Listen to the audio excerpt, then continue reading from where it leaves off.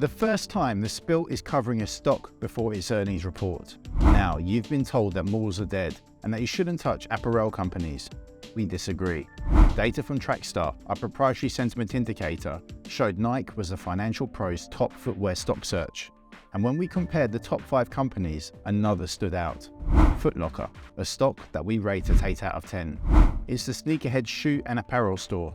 The company operates websites, mobile apps and retail stores and has a global presence. In the last year, Nike reduced the number of sneakers it sold outside of its own website. That hasn't fazed Foot Locker. Despite a negative outlook, it's turned towards online sales, customer service and diversifying its offerings, alongside cost optimization worth $300 million a year. Foot Locker is a cash cow. It hasn't had the greatest growth, but it's still grown. Margins are juicy and the company pays a healthy dividend that has been consistent for years. Foot Locker generates decent operational and free cash flows, and add in the cost savings and it has a nice bundle of cash with relatively modest long-term debt.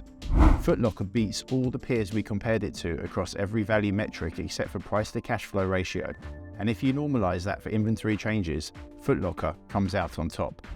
It doesn't come close to the growth of its peers across revenue measures, but its forward-looking EBITDA and EPS growth put it in the middle of the pack.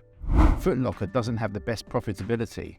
Gross margins are 32.7%, but they used to be in the low 40s.